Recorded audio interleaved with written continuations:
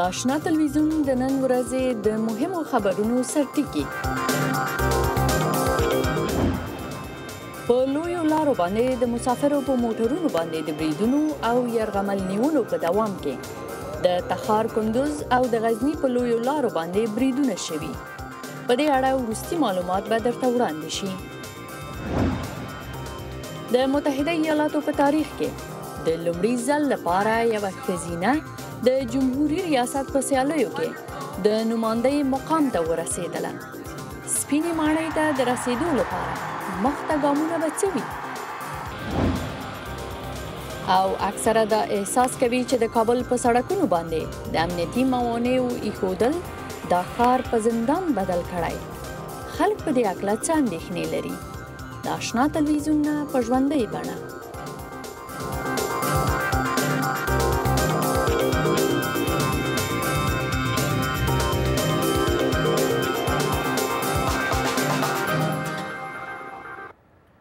قدرمنو لیدونکو سلام.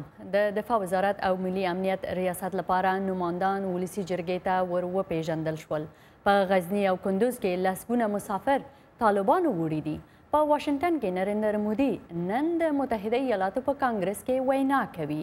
په خپرونه کې د افغانستان په هکله د خبرونو ترڅنګ د نورو سیمه ییزو او نړیوالو خبرونو لپاره هم ځای شته چې هیله ده تر پایه پورې موږ سره پاتې شئ. زه برېښنا مرخیله یم. نن سهار وختي یو ځل بیا د کندوز د ښار ختیځ لور ته د باغ میري په سیمه کې وسلوالو طالبانو د مسافرو بس موټر درولی او پکې سپاره 40 تنه یې یرغمل کړي دي. د کندوز والي اسدالله عمرخیل د پیښې ځای ته تللی او پخپله په هغو کلو کې په یرغمل شویو کسانو پسې وګرځېده چې په عام وخت کې ورته تګ ستونزمن دی. د راپورونو له مخې په نننۍ پیښه کې 7 تنه مسافر په دې بریالي شوي دي چې د یرغمل نیونکو له منګولو نه ځان وژغوري. یو خوشي شوي کس رویټرز خبري اژانس ته وویل چې بریدګرو 40 تنه ونیول خو ناببره نښته رامنځته شوه او د همدې فرصت نه په استفادې سره دی او 2 تنه نور د پیښې له سیمې وتښتېدل. د کندوز والي وویل چې طالبان مخامخ له دولت سره د جګړې توان نه لري او اوس د دې لپاره چې دولت ضعیفه وښیي د لارې مسافر یرغمل کوي. هغه ساحې پورې چې د موټر لار وه هغه ساحې موږ ټولې وکتلې او له هغه نه ایسته د موټر سایکلو په ذریعه باندې داخل کې انتقال شوي دي. ممکن تر کوچي پورې خو دا موضوع د نن له تعقیب او هغه لاندې. بلخوا وسلوالو طالبانو د 3 شنبې په ماښام ناوخته د غزني په لوی لارې د مسافرو بس درولی او پکې سپاره 12 تنه یې وژلي او 50 تنه نور یې یرغمل کړي دي.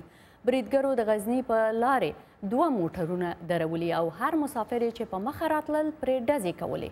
د غزني د والي ویان جاوید سالنګي رویټرز خبري اژانس ته ویلي چې په وژل شویو کې امنیتي ځواکونه هم شامل دي. بل خبر وایي د تخار کندوز په لوی لارې د مسافرو په بس باندې په برید کې د پولیسو او طالبانو ترمنځ په جګړه کې 2 تنه تښتېدلي دي او 7 تنه نور پولیسو خوشي کړي دي. په دې هکله نور معلومات به د خپل همکار ګلرحیم نیازمن نه واخلو چې د ټلیفون له لارې په خپرونه کې دی.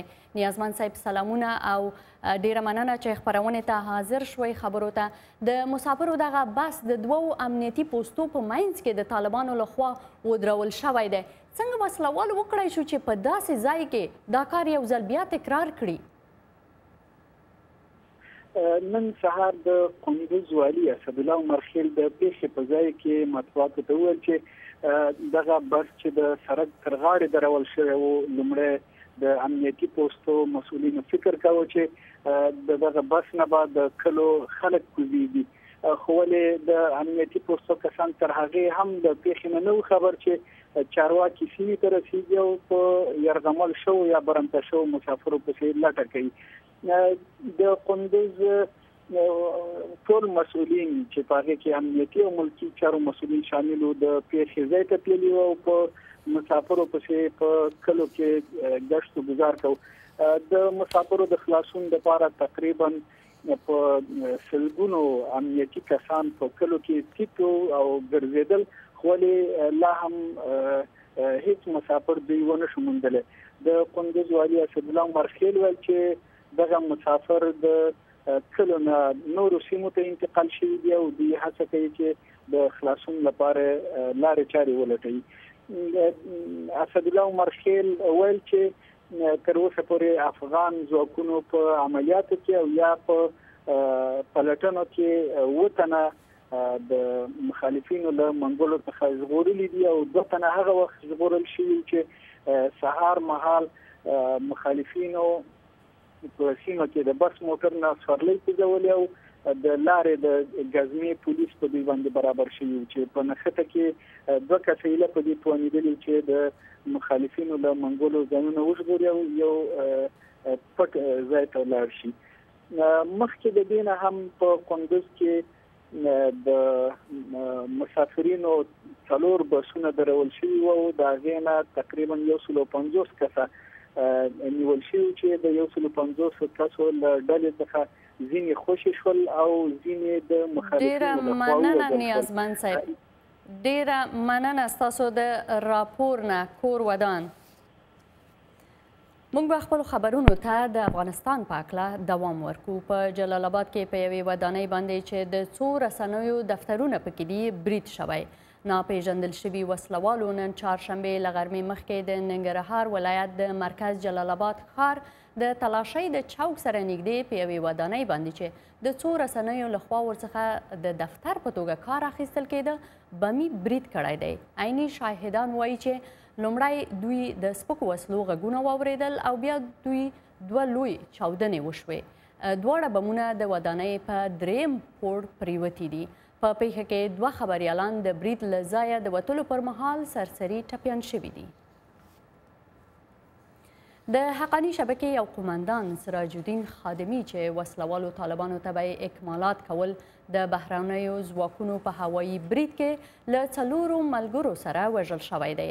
په جنوب ختیځ کې د پولیسو د 303 سپین غر زون قومندان پاسوال اسدالله شیرزاد وایي چې دغه قومندان تیره ورځ مازدیګر په یوه سراچه موټر کې له ډیورن کرښې راوښتی و او د پکتیکا په اورګون ولسوالۍ کې بې پیلوټه الوتکې په نښه کړی دی.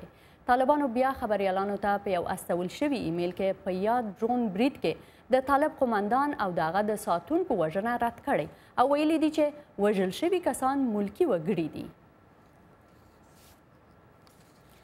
د ولسمشر مرستیال سرور دانش نن ډګر جنرال عبدالله حبیبي د ملي دفاع وزارت او محمد معصوم ستانکزی د ملي امنیت ریاست ته معرفي کړل. ښاغلي دانش د دغو نمایندانو د معرفۍ پر مهال ویل چې افغان حکومت له سختو امنیتي او سیاسي شرایطو سره مخ دی او د ملي شورا له غړو څخه یې وغوښتل چې دغو دواړو نمایندانو ته د باور رایه ورکړي. دغه څوکۍ څه اهمیت لري او ولسي جرګه به څنګه پریکړه وکړي؟ د عبدالقادر زازي سره غږیږو په دې هکله. زازی صاحب سلامونه او خپرونې ته هم ښه راغلاست. لومړی پوښتنه مې دا ده چې د حکومت لخوا د لیږل شوي نومونو لپاره تاسو څومره معلومات لرئ چې په ولسي جرګې کې د دوی په اړه عمومي نظر به څه وي؟ مننه. بسم الله الرحمن الرحیم. تاسو ته سلامونه وړاندې کوم ګرانو کتونکو ته. نن لکه څرنګه چې تاسو راپور کې ویل دوی دواړه د اساسي قانون مطابق ولسي جرګې ته معرفي شول او د دوی هغه د کاري سابقه او تحصیلي اسناد هم ولسي جرګې ته رسما راولېږل شول چې انشاءالله یو هفته کې به دغه اسناد هم ټول ارزیابي شي او دوی د دې اسناد به دې ته آماده شي چې دوی راشي تالار ته خپل کاري برنامې او بیا د هغې نه وروسته صندوقونه ورته کېښودل شي. دا چې د ولسي جرګې غړو نظر څه رقم ده تاسو سوال وکړو. دا ځلې زه فکر کوم چې ولسي جرګې غړي هم مخکې هم اوس په دې فکر کې دي چې دا ډیر مهم سیکټوري وزارتونه یا ریاست ده. دې ته باید حتما دا ځلې مونږ توجه وکړو چې نور زیاتې د سرپرستۍ نه دا سره خلاص شي ځکه هر ځلې هم د مونږ نیوکه هم دا ده چې د سرپرستانو لخوا دغه اداره کیږي او مشکلات ستونزې دي د افغانستان د امنیت په راوستلو کې او هم حکومت ته همدا یوه دغه د بهانه وه خصوصا سیکټوري همدغو وزیر صاحبانو نورو ته چې موږ لا سرپرستان یو نشو کولی بعضې مسایل په خپله خوښه وکړو. نو فکر کوم چې دا ځل په کول کې د ولسی جرګې غړي کوشش کوي چې داسې یوه پرېکړه وکړي چې په هغې باندې هم د افغانستان خلک خوشحاله وي او هم د دې سرپرستۍ نه دا ځای خلاص شي. په داسې حال کې چې پارلمان خپله دوره لا وختي پوره کړې ده، دوی دا قانوني حق لري چې د حکومت لخوا لویو څوکیو لکه د دفاع وزارت لپاره د نومول شوي کسانو د رد یا تایید پرېکړه وکړي.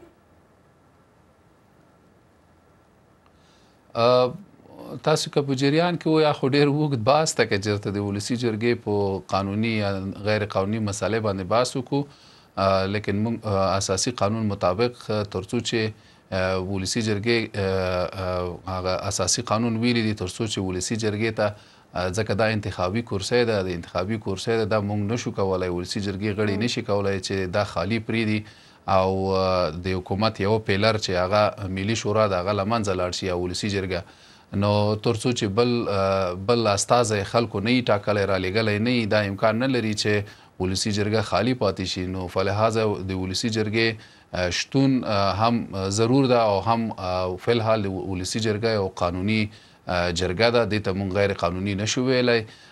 نو حکومت مجبور ده، مکلف ده هغه کارونه چې د ولسي جرګې پورې اړه لري یا ملي شورا پورې اړه لري هغه رسما قانوني موږ ته راولېږي. که چېرته ولسي جرګه نه وي نو حکومت هم بیا نشته او قضا هم بیا نشته، ځکه د موږ تاسې دولت خو د درې قوو نه متشکل دی، که یوه قوه نه وي نو هغه توازن نه برابرېږي، نو بیا ټول دولت باید موږ ټول دولت ته غیر قانوني ووایو.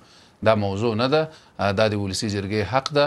نه یوازې کاندید وزیران، تاسې ګورئ ټول قوانین او اکثره نور مسایل چې د ولسي جرګې پورې اړه دي لري هغې ته دوامدار راځي او موږ په هغې باندې پرېکړه کوو. زازی صاحب، له پارلمان څخه دا هم غوښتل شوي چې د انتخاباتي اصلاحاتو په اړه ژر تر ژره پرېکړه وکړي. په دغو اصلاحاتو کې چې د ولسمشر لخوا دوی ته لیږل شوي دي، کوم غټ ټکي د پارلمان لپاره د جنجال سبب دي؟ هفتې په ورځ مونږ په اجنډا کې نیولې ده، انشاءالله هفتې په ورځ باندې به د فرمان د ولسمشر فرمان د اصلاحات په نوم چې رالیږلی د هغې په اړه باندې هم هفتې په ورځ د ولسي جرګې محترم غړي فیصله وکړي. لیکن خپله فرمان د ولسمشر فرمان چې د اصلاحاتو په نوم رالیږلی هغه د مونږ نیوکه دا ده چې هغه د اصلاحاتو لپاره نه ده راغلی بلکې هغه د تقسیماتو لپاره راغلی، ځکه دوی غواړي چې پخواني کمیشنران ټول باید لرې شي او بیرته د انتخاباتو کمیسیون کمیشنران هم په خپل منځ کې 50-50% سره وویشي. دا پړه د افغانستان خلک د ما غږ اوس اوري، زه ورته واضح وایم چې که ولسي جرګه دا فرمان ردوي نو وجه به دا نه وي چې انتخابات نه غواړي، وجه به دا وي چې مونږ نه غواړو چې د کمیسیون انتخابات کمیسیون چې هغه مستقل ده هغه هم 50-50% وویشل شي او سبا ته تاسو چې کاندیدان یې مونږ نه وروسته راځئ که د دواړو ډلو پورې تړلي وي راغلي به وي غیر له هغې به نه راځي. نو د اصلاحاتو معنا دا نه ده چې خپل نفر یو ځای کې ځای په ځای کې زه اصلاحات راولم. فرمان کې چې موږ ته کوم فرمان راغلی ده اکثرا څو مادو کې چې تعدیل راغلی ده ټول چې موږ ګورو فقط همدغه موضوع ده دې خوا تاو شوي که اخوا تاو شوي دي، فقط په همدې کمیشنران دي چې څنګه وکولی شي کمیشنران لري کړي. نور په دې فرمان کې د اصلاحاتو لپاره موږ کوم بل شی نه دي لیدلي، فقط د رئیس د کاري دوره چې ده د کمیسیون رئیس کاري دوره مخکې 6 کاله وه، اوس دوی 2.5 کلنه پیشنهاد کړې ده. هغه خپل منځ کې چې رئیس او کمیشنران خپل منځ کې خپل اداري هیئت ټاکي، نور داسې خاص شی موږ په دې کې نه ګورو، فقط کمیشنران ته چله او همدا اوس په هر کې داسې کسان زه پیژنم انتظار هم دې ته دی چې دا کمیشنران زر لري کې او خپل نفر راولي. او پرون شپه هم بعضې وکیل صاحبان دعوت کړي دي په انډیوالی کې هغوی ته ویلي چې تاسو به دا فرمان تاییدوئ ځکه زه خپل کمیشنران معرفي کوم، حتی ورځې چې راشي موږ د هغې نومونه هم اخیستلی شو. یوه وروستۍ پوښتنه، د ولسمشر مرستیال ویل چې حکومت غواړي د ولسي جرګې او د ولسوالیو د شوراګانو انتخابات په روان لمریز کال کې ترسره کړي. د روان کال یوازې 6 میاشتې پاتې دي، دغه کار په 6 میاشتو کې څومره شونی درته ښکاري؟ لبده مغه هر وخت حکومت خپل د بام واوره د ولسي جرګې په بام باندې ور اچولې ده د ملي شورا باندې، هر څه دوی خراب کړل. 2 کاله د حکومت تیر شول، تر اوسه پورې انتخابات ونه کولی شول، اصلاحات رانه وستلی شول. فرامین په آخره ورځ د موږ د تعطیلاتو چې راځو بیا فرامین ورکوي، بیا په خپل منځ کې سره نه جوړیږي. زه د افغانستان خلکو ته دا وایم څومره چې انتخابات ځنډېدلي دا د حکومت ګناه ده، دا د وحدت ملي په نوم چې حکومت راغلی دوی صحیح اراده نه لرله، خپل منځ کې نه جوړېدل. او دا چې اوس دوی وایي چې موږ په روان 3 میاشتو کې یا 6 میاشتو کې انتخابات کوو، دا د افغانستان خلک خپله قضاوت وکړي. همدا اوس په کندوز کې څه حال ده، په هلمند کې څه حال ده، په افغانستان کې اول د انتخاباتو قانون کې دا راغلی چې عمومي امنیت باید. زه فکر نه کوم دوی دا کار وکولی شي، خو که ووایي کې شفاف انتخابات یې موږ طرفدار یو، خدای دې وکړي چې وشي. لیکن ډېره سخته ده ورته چې دونه کم وخت کې دوی افغانستان خلکو ته بیا دوی اخفالوي او ورته وایي چې موږ انتخابات کوو. فکر نه کوم انتخابات وکولی شي. د ولسي جرګې غړی عبدالقادر زازا، ستاسو د معلوماتو نه ډېره زیاته مننه. کور ودان. امنیتي ځواکونه څنګه کولی شي چې په لویو لارو روان د مسافرو امنیت ټینګ کړي؟ دا په فیسبوک کې زموږ د نن ورځې پوښتنه وه او د دې پاڼې یو شمېر مینوالو پرې تبصرې کړي دي. امید صمیمي له کابل نه لیکلي دي. امنیتي چارواکي باید د لویو لارو د امنیت د ټینګښت لپاره کوټلي ګامونه پورته کړي ترڅو له داسې پیښو څخه مخنیوی وشي. حکمت سیال له ننګرهار نه لیکلي د لویو لارو امنیت ته سمه پاملرنه نه ده شوې که امنیتي نهادونه د لویو لارو امنیت خوندي کړي او د لویو لارو د اضافي امنیتي پوستو ترڅنګ د لویو لارو پولیس منظمه ګزمه وکړي نو تاثیرات به په امنیت ډیر مثبت وي. قدرمنو لیدونکو دا ستاسو نظرونه او پیغامونه و چې خپاره شول او موږ ترې ډیره مننه کوو. هیله ده خپلې همکارۍ ته دوام ورکړئ او خپل نظرونه د آشنا تلویزیون سره شریک کړئ. آشنا تلویزیون په انستاګرام کې هم موندلی شئ. هیله ده غړي شئ چې پکې په زړه پورې انځورونه او معلومات خپاره کیږي. په کابل کې له هر ستر برید او یا له بمي چاودنې نه وروسته د چاودنو ضد دیوالونه نور هم ډیریږي. په ښار کې هر لوري ته جګ او پلن سیمټي دیوالونه د ښار رنګ بدل کړی دی او له ورایه ښکاري چې جګړه اوس هم د ورځني ژوند یوه برخه ده. د ځینو کسانو لپاره دا دیوالونه د یو زندان په څیر دي، خو نور په دې نظر دي چې دا د احتمالي ځان وژونکو مخه نیسي او د هغوی ماشومان خوندي کوي. شتمن او اړوند کسان دغه دیوالونه له خپلو کورونو نه بهر جوړوي او په هره بیه د خپلو کورونو امنیت کلکوي. بې له دې نه چې د هغو اوسیدونکو ستونزو ته پام وکړي چې د موټرو د ګڼه ګوڼې له امله ورسره مخامخ دي. په تیرو کلونو کې د امنیتي تدابیرو لپاره د شګو بوجیو غوښتنې زیاتې شوې وې، خو اوس د کانکریټي دیوالونو د هغوی ځای نیولی دی چې په هر ځای کې زیات په سترګو کیږي. د امید خواجه زاده ساختماني شرکت چې دغه دیوالونه جوړوي یو مدیر وایي چې کاروبار یې ښه پرمخ ځي. کله چې امنیتي وضعیت خرابېږي ټولې امنیتي ادارې د خپل پرسونل د ساتنې لپاره امنیتي دیوالونو او خنډونو ته اړتیا لري، نو هغوی موږ ته مراجعه کوي چې ورسره زموږ کاروبار په ښه کېدو دی. خو د کابل ځینو اوسیدونکو لپاره دغه دیوالونه د دې ښار د خپه ژوند یوه نښه ده. کله چې موږ دغه امنیتي دیوالونه ګورو نو داسې احساس پیدا کېږي چې دلته یوازې جګړه، تاوتریخوالی او ویره موجوده ده. دغه دیوالونو د کابل ښکلا له منځه وړې ده او دغه ښار یې په یو زندان باندې بدل کړی دی. د هنرسالارانو په نامه یوه ډله هنرمندان د دغو دیوالونو ښایسته کولو هڅه کوي. دوی وایي د دغو دیوالي انځورونو هدف دا دی چې د ښار خړپړتیا ښایسته کړي. مونږ غوښتل چې دغه دیوالونه راوغورځوو، که د بیلچې په واسطه نه وي نو د خپلو رنګونو په واسطه دا کار مونږ کوو. بل لوري ته د کورنیو چارو د وزارت ویاند وایي در کابل زیاد تلاش کردیم. مونږ هڅه کړې ده چې د کابل په هغو ځایونو کې د دې دیوالونو جوړول محدود کړو چې پکې د دښمن د ګواښونو په اړه ریپورټونه نه لرو، خو دې ته د یو وخت لپاره اړتیا لیدل کېږي.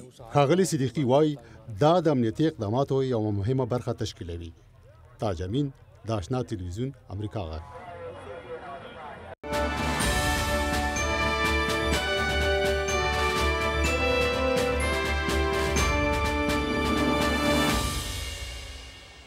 او په بهرنیو خبرونو کې د بهرنیو چارو پخوانی وزیره هیلری کلینټن د متحده ایالاتو په انتخاباتو کې د دموکرات ګوند احتمالي نمایندګۍ ته رسېدلې ده. هغې د نیوجرسي په ایالت کې تر بریا وروسته خپله کامیابي د ښځو لپاره یوه تاریخي شیبه وبلله او له خپلو ټولو پلویانو یې مننه وکړه.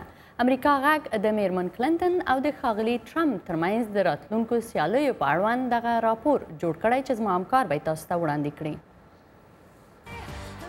هیلری کلنټن د تاریخي بریا ته تر رسیدو پورې ډېرې لوړې ژورې ګاللې دي. د نن شپې بریا د یو کس نه ده، دا د ښځو او نارینه‌وو یو نسل پورې اړه لري چې د قربانۍ په ورکولو سره یې دا هر څه شوني کړل.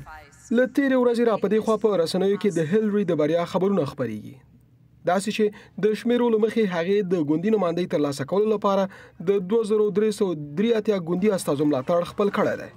هیلری یو مهال د خپل هیواد لومړی میرمن وه. هغې د سناتورې او بهرنیو چارو وزیر په توګه هم دندې ترسره کړې دي.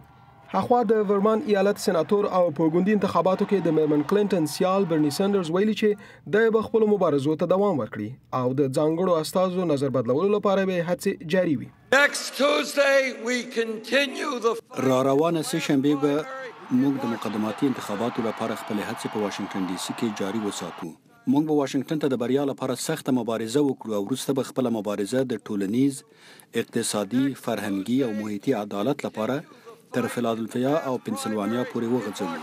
د تیرې ورځې په ګوندي سیالیو کې برني ساندرز یوازې وکولای شول چې د شمالي ډاکوټا ملاتړ خپل کړي، په داسې حال کې چې هیلری د سویلي ډاکوټا، نیو میکسیکو او نیو جرسي ایالتونو ملاتړ ترلاسه کړ.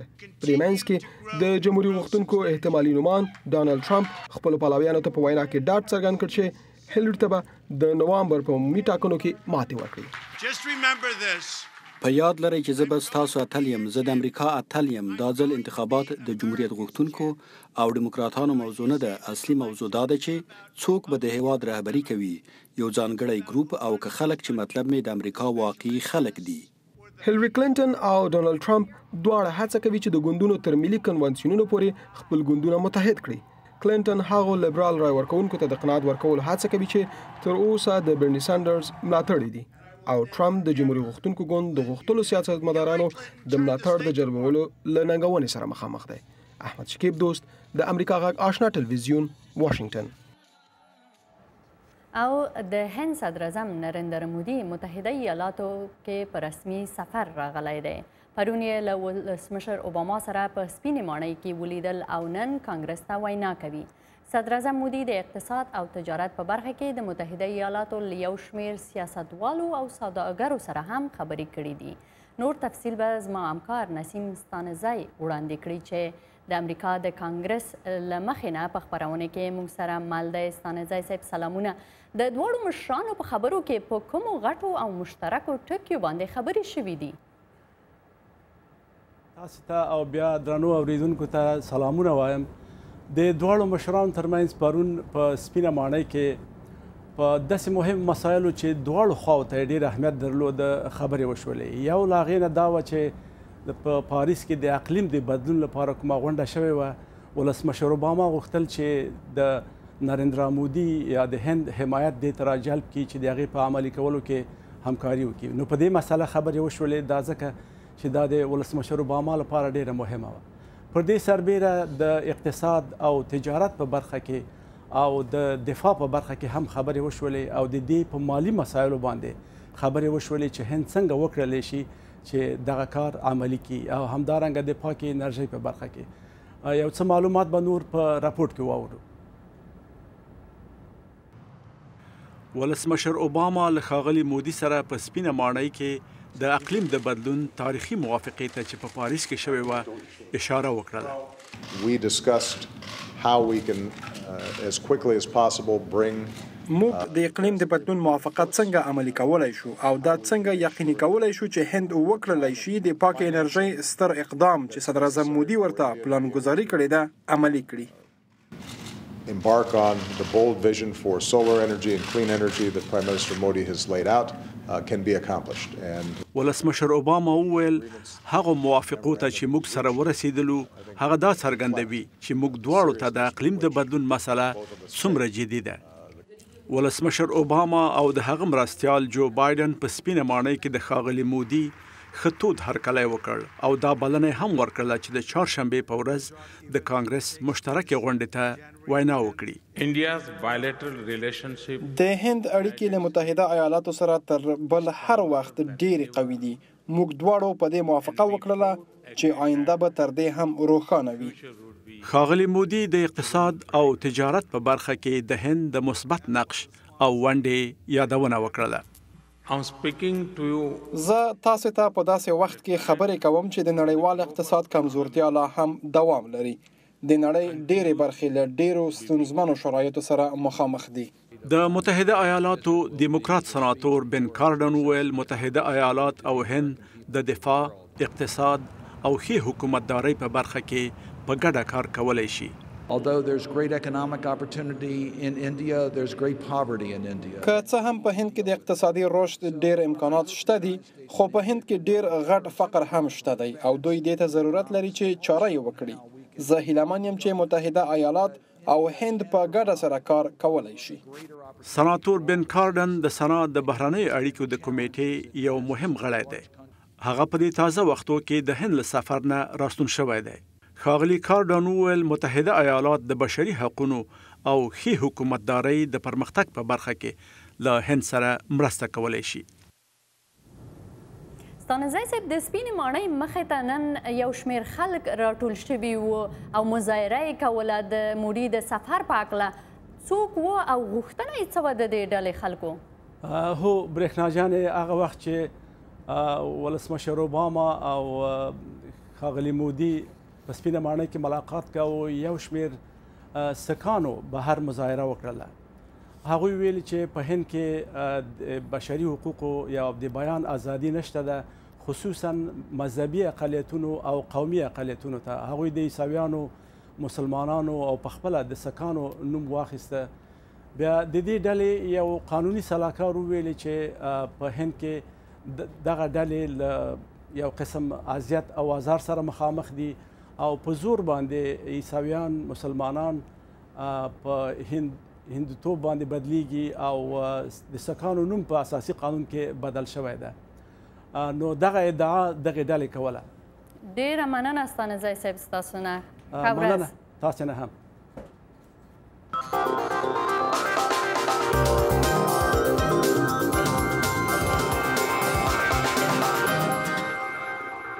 نړیوالو خبرونو ته دوام ورکوم. د سوریې د اپوزیسیون او د څار یوې ډلې ویلي چې د داعش جنګیالي نن چهارشنبې د جګړې د لومړۍ کرښې نه د ترکیې سرحد خواته په شا تمبول شوي دي. د سوریې د بشري حقونو د څار ډله وایي د یاغیانو تر ولکې لاندې شاوخوا سیمو نه د داعش دا ډول بیړني وتل د دې ټکي ښکارندویي کوي چې په داعش باندې له هرې خوا د دښمن فشار زیات شوی دی. بلخوا د سوریې ولسمشر بشار الاسد یو ځل بیا ویلي دي چې د خپلې خاورې هر هنچ به له مخالفو ډلو خلاص کړي. بشار الاسد نوي ټاکل شوي پارلمان ته په وینا کې ویل چې تر هغه وخته به جګړه وکړي چې د تروریزم ریښې وایستل شي. سویډن یو نوی کمیسیون ټاکلی چې په مرسته به یې د سږ کال د 163,000 پناه غوښتونکو په اړه د دولتي ادارو غبرګون وڅېړي. د سویډن د کورنیو چارو وزیر ویل چې د څېړنې هدف زده کړه کول دي چې په راتلونکي کې د دې ډول وضعیت لپاره مسؤلین تیار واوسي. د جرمني نه وروسته سویډن د پناه غوښتونکو د خوښې ځای بلل کیږي چې تیر کال یوازې په نومبر او اکتوبر میاشتو کې ورته شاوخوا 80,000 کډوال ورغلي دي. بلخوا فرانسوي چارواکي وایي د اروپا د فوتبال سیالیو لپاره یې په پاریس کې سخت امنیتي ګامونه پورته کړي دي. د یوې میاشتې تورنمنت په مهال به 1200 اضافي سرتیري د پاریس په عامه ځایونو د سیلانیانو د تګ راتګ او سیل په ځایونو کې وګمارل شي. 14,000 قوي امنیتي ځواک به د فوتبال د سټیډیومونو امنیت او د پاریس د مینوالو سیمه وساتي. د پاریس د مینوالو سیمه د دې ښار د مشهوره څلي ایفل ټاور مخامخ جوړ شوی دی چې خلک وشي کړی د فوتبال لوبه په لویې پردې کې وګوري. او په دې سره د آشنا تلویزیون د نن ماښام خپرونه هم پای ته رسیږي. تاسو د آشنا تلویزیون خپرونې بیا د آشنا راډیو په ویب پاڼو او یوټیوب او د آشنا تلویزیون په فیسبوک پاڼو کې لیدلی شئ. ستاسو د ملتیا نه ډېره زیاته مننه. تر بیا مو څښتن مل.